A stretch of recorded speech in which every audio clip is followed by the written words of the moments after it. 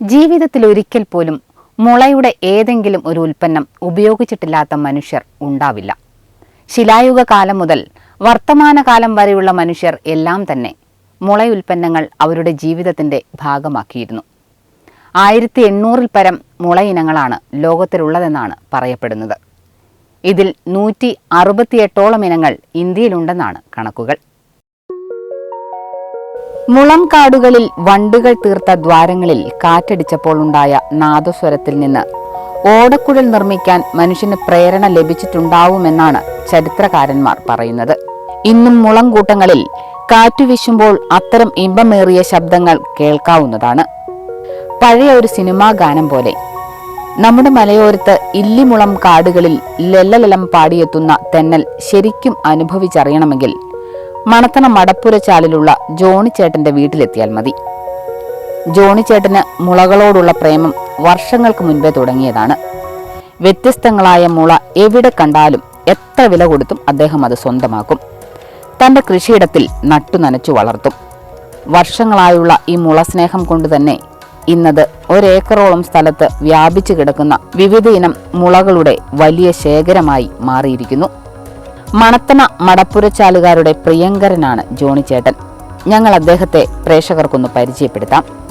മടപ്പുരച്ചാലിലെ കോട്ടുപ്പള്ളിൽ John സാമൂഹിക സാംസ്കാരിക രംഗങ്ങളിൽ നാട്ടിലെ സ്ഥിരം സാന്നിധ്യം. 4 മക്കളും ഭാര്യയുമടങ്ങുന്ന സന്തുഷ്ട കുടുംബം.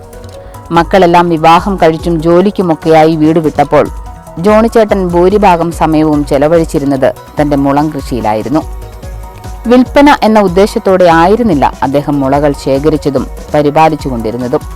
എന്നാൽ പിന്നീട് ജോണിച്ചേട്ടന്റെ കയ്യിലെ അപൂർവ മുളശേഖരത്തെക്കുറിച്ച് കേട്ടറിഞ്ഞ സുഹൃത്തുക്കളും നാട്ടുകാരും ആവശ്യക്കാരായി തുടർച്ചയായി എത്താൻ തുടങ്ങിയതോടെയാണ് മുള നഴ്സറി എന്ന ആശയം ഉടലെടുക്കുന്നത്. അങ്ങനെയാണ് പെരുമ്പുന്നയിൽ ബാംബു നഴ്സറി ഒരുങ്ങിയത്.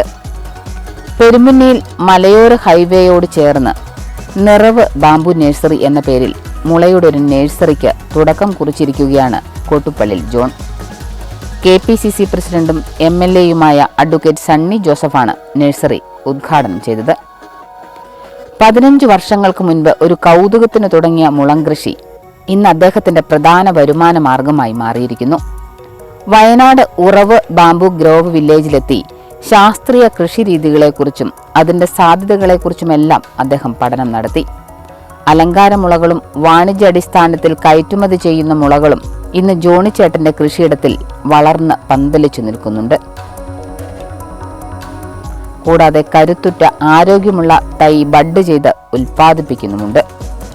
ആസാം ഗോൾഡ്, ഇല്ലി, ലാത്തി, അലങ്കാരമുള, വള്ളിമുള, നീളൻമുള, മഞ്ഞമുള, ഗോൾഡൻ മുള, ആനമുള, കുറ്റിമുള എന്നിങ്ങനെ 50-ൽ പരം മുള ഇനങ്ങളാണ് പ്രധാനമായും നഴ്സറിയിലുള്ളത്.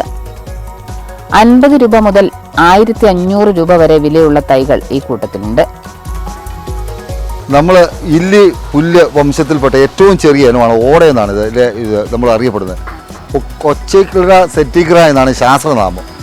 നമുക്കറിയാം, നമ്മുടെ നൂറ്റാണ്ടുകൾ പഴക്കമുള്ള നമ്മുടെ കൊട്ടിയൂർ ഉത്സവത്തുമായിട്ട് ബന്ധപ്പെട്ട് ഇതിന് വലിയൊരു ചരിത്രവും ഭാഗ്യമുണ്ട്.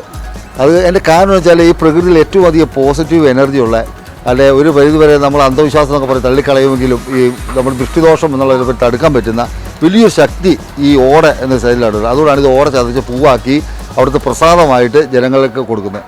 അതിൻ്റെ ഈ അതിലെ തൈകളാണ്, ചെറിയ തൈകളാണിത്. അപ്പോൾ ഇത് എടുത്ത ചെറിയ പൂവായിരിക്കും, പക്ഷേ ഇതിനേക്കാൾ അല്പം വലുതാണ്, വലിയ പൂക്കൾ ഉണ്ടാക്കാൻ ഉപയോഗിക്കുന്നത്. പക്ഷേ ഇത് ആ ഓട കുടുംബത്തിൽ പെടുന്ന ഏറ്റവും അടിസ്ഥാനപരമായ കാര്യമാണ്. നമ്മൾ നിത്യജീവിതത്തിൽ വീടുകളിലായാലും ഏറ്റവും അധികം ഉപയോഗമുള്ള ഒന്നാണ് നമ്മുടെ ഓട. കാരണം നമുക്ക് അത്യാവശ്യം നമ്മൾ ഒരുപാട് തോട്ടിയുടെ ആവശ്യങ്ങൾക്കായിട്ടും പച്ചക്കറികൾക്കായിട്ടും ചെറിയ ചെടികൾക്ക് ഊന്നൽ കൊടുക്കാനായിട്ടും പ്രത്യേകിച്ച് പുകപ്പര ഷീറ്റ് ഇടാനൊക്കെ ആയിട്ട് നമ്മൾ ഉപയോഗിക്കുന്ന കമ്പുകളൊക്കെ അതിനുള്ള ഇതാണ്. അതിനകത്തെല്ലാം ഉപയോഗിക്കുന്നത്. ഞാൻ എൻ്റെ വീട്ടിൽ ഉപയോഗിച്ചുകൊണ്ടിരിക്കുന്ന സാധനം ഇതാണ്. കൊട്ടിയൂർ വൈശാഖ മഹോത്സവ കാലത്ത് കൊട്ടിയൂരിലെത്തുന്ന ഭക്തർക്ക് ഓടപ്പൂവ് അലങ്കാരത്തിനും കൗതുകത്തിനുമപ്പുറം ഐശ്വര്യത്തിന്റെ പ്രതീകമാണ്. ഇത് ദൃഷ്ടിദോഷം, വാസ്തുദോഷം, ശനിദോഷം, രാഹു കേതു ദോഷങ്ങൾ എന്നിവ മാറ്റി ഐശ്വര്യം കൊണ്ടുവരുമെന്നാണ് വിശ്വാസം.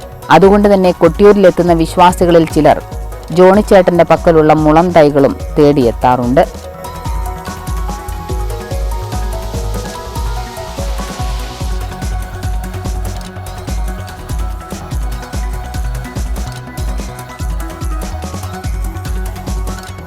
കരിമ്പാറപ്പുറത്തും വളർത്താവുന്ന കൃഷിയാണ് ഗ്രീൻ ഗോൾഡ് എന്നറിയപ്പെടുന്ന മുളകൾ. തൈ നട്ട് ആദ്യത്തെ പരിചരണത്തിനും അപ്പുറം വളർന്നു തുടങ്ങിയാൽ പിന്നീട് തിരിഞ്ഞു നോക്കിയില്ലെങ്കിലും മുളവർഗം നശിക്കില്ല. ഒരു മുളഞ്ചുവട്ടിൽ നിന്ന് 15 ചെടി വരെ വരും. അവ വെട്ടിയെടുത്താൽ വീണ്ടും വളരും.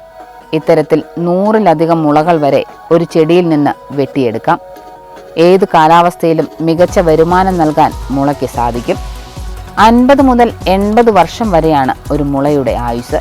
അത്രയും വർഷം വരുമാനം ഉറപ്പിക്കാമെന്ന് ജോണിച്ചേട്ടൻ പറയുന്നു. മുളന്തൈ വിൽക്കുക മാത്രമല്ല, മുളകളെക്കുറിച്ചും അതിൻ്റെ ഗുണഗണങ്ങളെക്കുറിച്ചും പറഞ്ഞു കൊടുക്കുകയും മുള നട്ടുപിടിപ്പിക്കാൻ സഹായം നൽകുകയും അദ്ദേഹം ചെയ്യുന്നുണ്ട്. പൂർണ്ണ പിന്തുണയുമായി ഭാര്യ സാലിയും മക്കളായ ജിസിയും ജിസ്നയും ജീനയും ജസ്റ്റിനും അദ്ദേഹത്തിനൊപ്പമുണ്ട്. ചെലവ് കുറഞ്ഞതും പരിചരണം കുറച്ചു മാത്രം ആവശ്യമുള്ളതും രാസവളങ്ങളുടെയും കീടനാശിനികളുടെയും ഉപയോഗം ആവശ്യമില്ലാത്തതുമായ ഒരു കാർഷിക വിള കൂടിയാണ് മുള. മിക്ക കാർഷിക ഉൽപ്പന്നങ്ങളും വിലയിടിച്ചിൽ നേരിടുന്ന ഈ കാലത്തിൽ വളരെ കുറച്ചു മാത്രം പരിചരണം ആവശ്യമുള്ള മുള കൃഷി ചെയ്താൽ സാമ്പത്തിക നേട്ടം മാത്രമല്ല, അത് പ്രകൃതിക്കും ഗുണം തന്നെയാകും ഉണ്ടാക്കുക.